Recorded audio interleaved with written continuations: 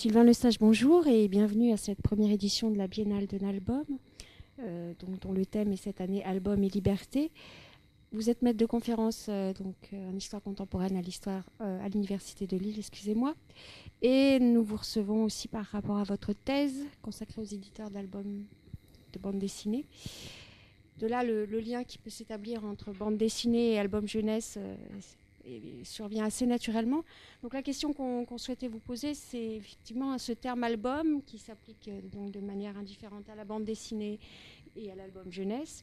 Est-ce qu'il y a un courant, selon vous, dans les maisons d'édition de bande dessinée qui laisserait croire à une certaine ouverture dans les sujets abordés ? Alors, je pense que cette utilisation du terme d'album pour renvoyer à la fois à de la bande dessinée et à des albums jeunesse est un peu trompeuse, parce qu'en fait, elle renvoie à des choses extrêmement différentes. C'est-à-dire que dans l'édition de jeunesse, quand on parle d'album, on parle de livres avec une place particulière assignée à l'image, une liberté formelle, etc.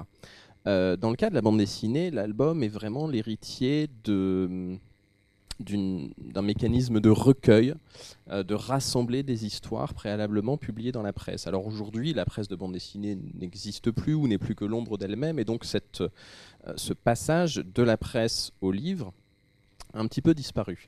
Mais l'héritage qui marque toujours l'édition de bande dessinée, c'est que du coup, l'album est avant tout un support, un simple moyen de rassembler un certain nombre de pages.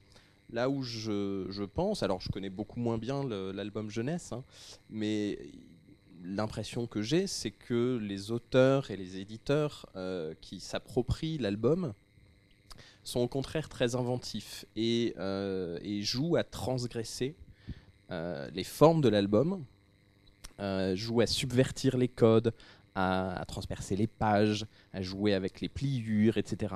Et au fond, ce que je trouve frappant, c'est que dans le domaine de la bande dessinée, il y a très peu d'auteurs et très peu d'éditeurs qui jouent avec la forme et qui osent la transgresser. Alors il y en a quelques-uns, un auteur comme Chris Ware par exemple, qui dans Jimmy Corrigan offre une véritable machine théorique. Alors c'est un récit, c'est une narration, il n'y a pas de problème, avec plusieurs couches temporelles, mais régulièrement, le lecteur est invité par exemple à tourner son livre ou à découper des pages pour reconstituer un objet que le personnage dans la diégèse est en train de manipuler.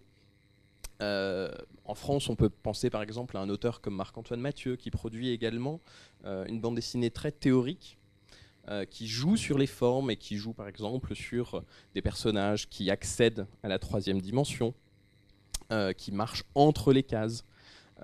Donc on a ce jeu sur la matérialité, mais ce que je trouve très frappant, c'est de constater que dans la globalité, la démarche est totalement marginale dans la bande dessinée, là où elle est centrale dans le cas de l'édition jeunesse. Voilà, je ne sais pas si j'ai répondu à la question. Tout à fait, nous en remercions.